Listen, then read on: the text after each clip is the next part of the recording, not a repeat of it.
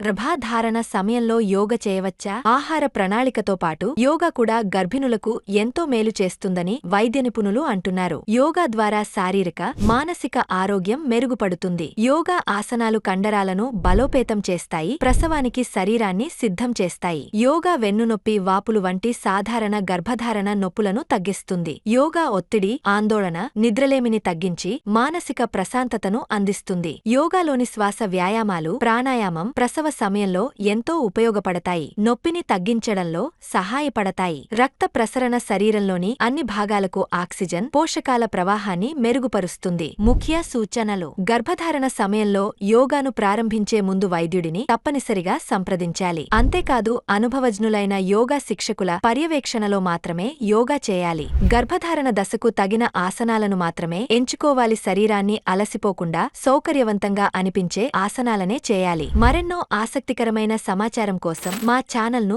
Subscribe చేసుకోండి.